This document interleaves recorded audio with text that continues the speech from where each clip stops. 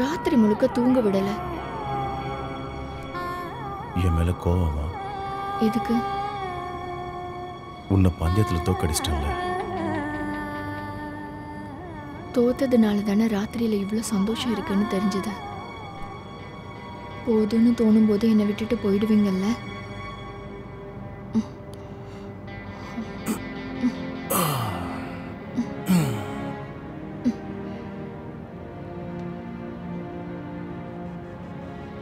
எனக்கு தெரியும் நீங்க என்னை ஏமாத்தி கழுகுகளுக்கு இரையாக்க போறீங்கன்னு.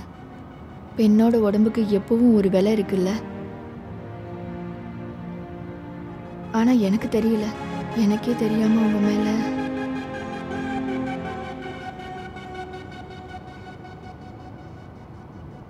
நீ ரொம்ப சரியா தான் சொன்ன. அதைத்தான் நானும் யோசிச்சிருந்தேன். என்னோட 80 லட்சத்தை திரும்ப வாங்குறதுக்கு எனக்கு ஒரு வழி தெரியல. அந்த கிறுக்கனால எதுவுமே பண்ண முடியாதுன்னு எனக்கு தெரியும். ஆனா உனக்காக அந்த காசை நான் விட்டு கொடுத்துட்றேன். உன்னை எனக்கு ரொம்ப பிடிச்சிருக்குப்பா.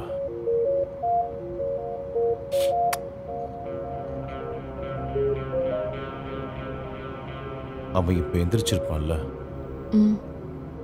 எழுந்திருச்சிருப்பாரு. பயமா இருக்கா உனக்கு? எதுக்கு?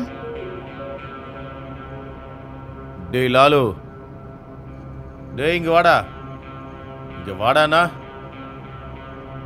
டேய் அறிவு கேட்டவனே, உன்னை தாண்டா கூப்பிடுறேன்.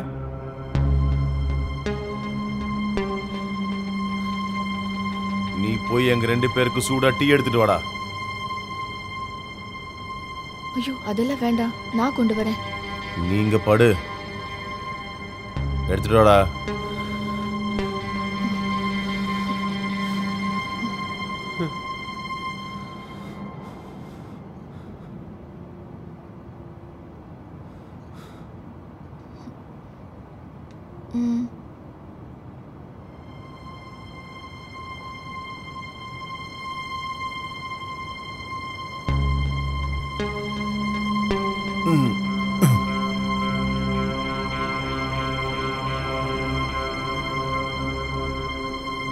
இந்தாம்மா.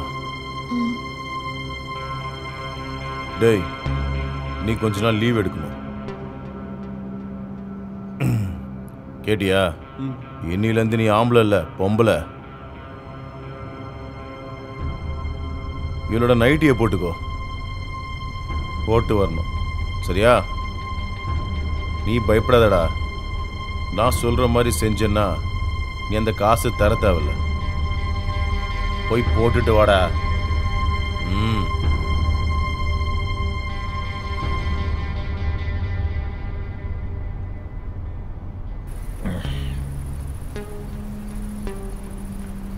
சீக்கிரமா வாடா.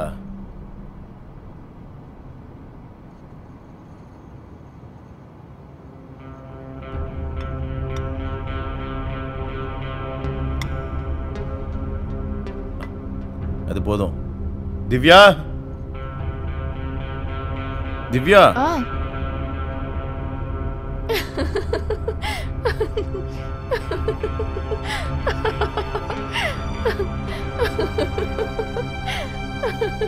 நீ இங்க உட்காருமா.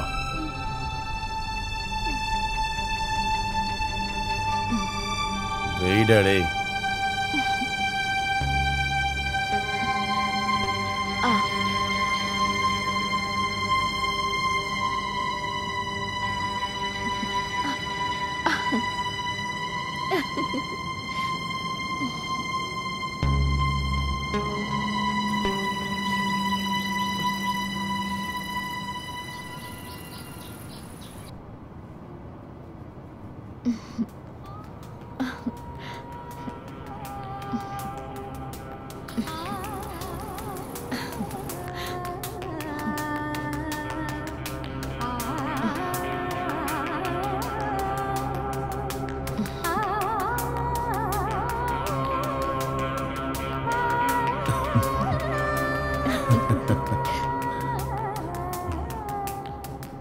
எவ்வளவு சீக்கிரமா நீங்க என்ன வசப்படுத்திட்டீங்க. நிஜமாவே என்ன அந்த 7 நாளோட ரகசியம்?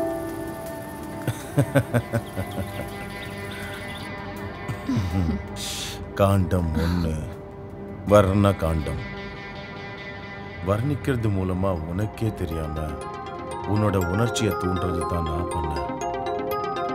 அது மட்டும் இல்லாம உன்னோட எச்சி கூட எனக்கு அமிர்தம்னு உணர வச்சேன். இதெல்லாம் உன்னோட உடம்புல அளவுக்கு அதிகமான ஆனந்தத்தை உருவாக்கிச்சு. பெண்களோட உலகம் ரொம்ப சின்னது, அந்த மாதிரி தான் அவளோட மனசும். சரியான ஆளுதான். காண்டம் 2, தர்சன காண்டம். ஒரு ஆண்மகன் ஒரு பெண்ணின் முகத்தை 5 நிமிடத்துக்கு மேல் பார்த்து கொண்டிருந்தால் அந்த உடல்களுக்கு இடையிலான ஈர்ப்பு அதிகமாகும். ஒரு பெண்ணை பிடிச்சிருக்குன்னு சொல்றதுக்கு முன்னாடி ஒரு 5 நிமிடம் உன் கண்களை மட்டும் பார்த்து கொண்டிருப்பேன் என்று யாராவது அனுமதி கேட்கிறார்களா? கேட்கணும். காரணம், ஒரே ஒரு பார்வை போதும் பெண்ணோட மனசை ஈர்க்க. காண்டம் 3, சப்த காண்டம். கண்கள் மாதிரி அழகானது தான் பெண்ணோட காதும். ஆனால் பெரும்பாலும் ஆண்கள் அதுக்கு முக்கியத்துவம் தர்றதில்ல. காதில் அன்பான வார்த்தைகள் கேட்கறது அவளோட உடம்பும் ஆத்மாவையும் வேறொரு மாயாலோகத்துக்கு கூட்டிட்டு போயிடும். காண்டம் 4, அன்பும் ஆதரவும் கொடுக்கறது.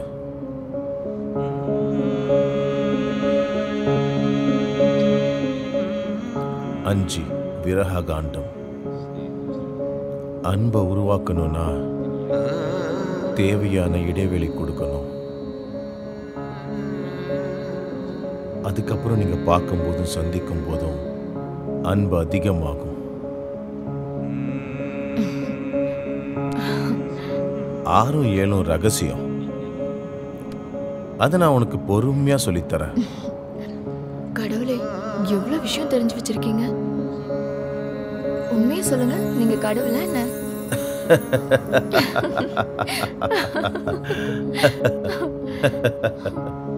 ஏழு காண்டத்தையும் படிச்சு நல்லபடியா அப்ளை பண்ணா இந்த காலத்து டைவர்ஸ் எல்லாம் நல்லா குறையும். திருட்டுத்தனம் நிறைய தெரியுது. இதெல்லாம் எங்கிருந்து கத்துக்கிட்டீங்க? ஓ, அதுவா? முன்னாடி ஒரு பெரிய வாத்தியார் இருந்தாரு, சின்மோகன். அவர் ஒரு காம ரசத்தை எழுதினாரு. அதுதான் சின்மோகன் காமசாஸ்திரம்.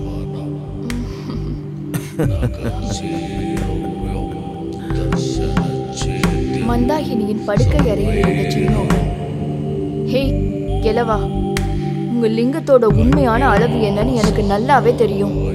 இறக்கிறதுக்கு முன்னாடி என் கூட படுக்கணும்ன்ற ஆசையில தான் நீங்க இங்க வந்திருக்கீங்கன்னு எனக்கு தெரியும். நீங்க என்ன பண்ணணும்னு நினைக்கிறீங்களோ அதை பண்ணிட்டு போங்க. ஆனா சின்மோகன் அதை காது கொடுத்து கேட்கவே இல்லை.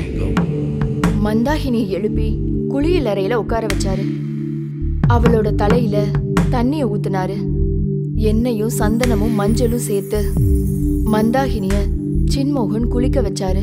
அவரோட மரக்குச்சி மாதிரி நீண்ட விரல்கள் மந்தாகினியின் உடல் முழுவதும் வருடிய போது வார்த்தைகளால சொல்ல முடியாத பேரானந்தத்தை அவ அனுபவிச்சா. தொடர்ந்து அவளை கட்டில்ல படுக்க வச்சு சின்மோகன் அவளோட கால் விரல் நுனியிலிருந்து உச்சந்தலை வரைக்கும் முத்தங்களால நிரப்பினாரு. அவ தன்னையே மறந்த நிலைக்கு போயிட்டா. உதடோடு உதடு சேர்த்து சின்மோகன் அவளோட உதட்டில இருந்து உமிழ்நீர் முழுவதையும் உறிஞ்சி எடுத்தார். அவளுடைய மார்பகங்களை சின்மோகன் கைகளால் வருடினார். அவளுடைய உடலில் உள்ள எல்லா ரோமங்களும் சிலிர்த்து போனது. அவளுடைய ஆளிலை போன்ற வயிற்றில் சின்மோகனுடைய கைகள் பதிந்தது. அவளுடைய உடலில் எல்லா பாகங்களையும் சின்மோகன் ஆனந்தப்படுத்தினார். மந்தாகினியோட கோபங்கள் அனைத்தும் குறைந்து சாதாரண பெண்ணாக மாறினாள். சின்மோகனுக்கு கட்டுப்பட ஆரம்பித்தாள்.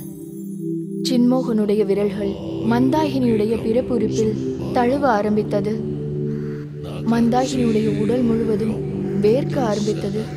அவள் உச்சத்தை அடைய போகிறாள் என்று தோன்ற ஆரம்பித்ததும் சின்மோகன் தனது லிங்கத்தை பிறப்புறுப்பில் வைத்து அவளை திருப்திப்படுத்த ஆரம்பித்து விட்டார். காற்று, குளிர், இடி இவை அனைத்தையும் ஒன்றாக உடலில் பதித்தது போல் அவள் துடித்தாள். மந்தாகினி பேரானந்தத்தில் இந்த உலகையே மறந்துவிட்டாள். அடுத்த நாள் மந்தாகினி தோன்றியது ஒரு குடும்ப பெண் மாதிரி.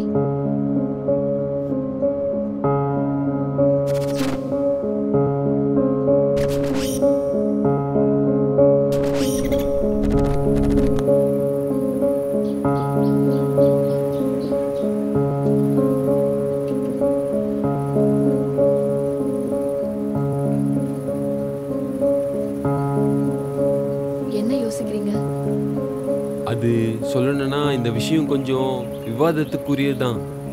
உன்னோட பேர்லயே இந்த புக்கை பப்ளிஷ் பண்ணணும்னு அவ்வளோ கட்டாயமா என்ன? அது ஏன் லாலு, உனக்கு பயமா இருக்கா? அப்படி கேட்டா இதுல 6-7 காண்டங்கள் இன்னும் எழுதல.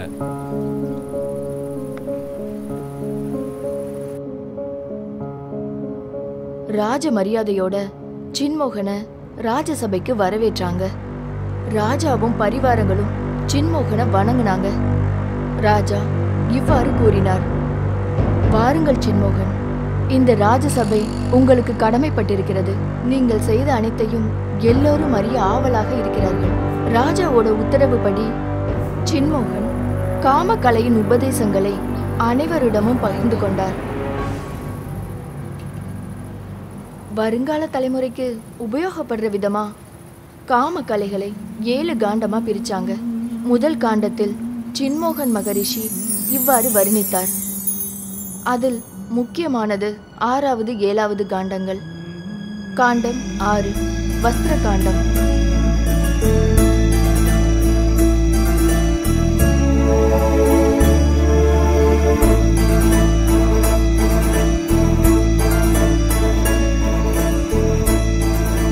காமம் உண்டாகணும்னா ஆடை அணிய வேண்டும். ஆடைகளை ஒன்றொன்றாக தகர்க்கும் போதுதான் பெண்ணுக்கு உணர்வுகள் தூண்டப்படுகிறது.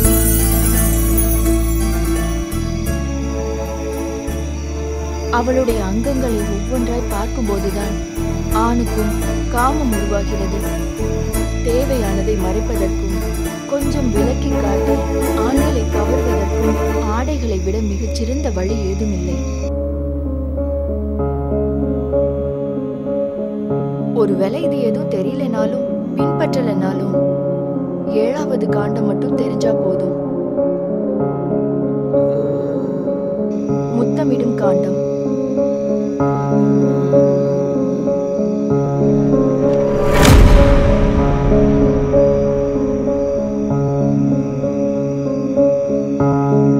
ஒரு ஆணோட லிங்க பலமும் உடல் பலமும் பெண்ணுக்கு தேவையில்லை.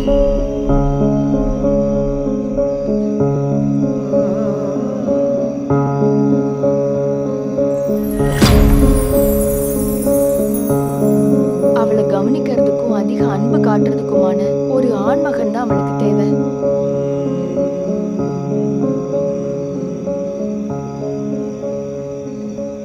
ஒரு நல்ல முத்தம் மட்டும் போதும். ஒரு பெண் அந்த ஆணை வாழ்க்கை முழுவதும் ஞாபகம் வச்சிருக்க.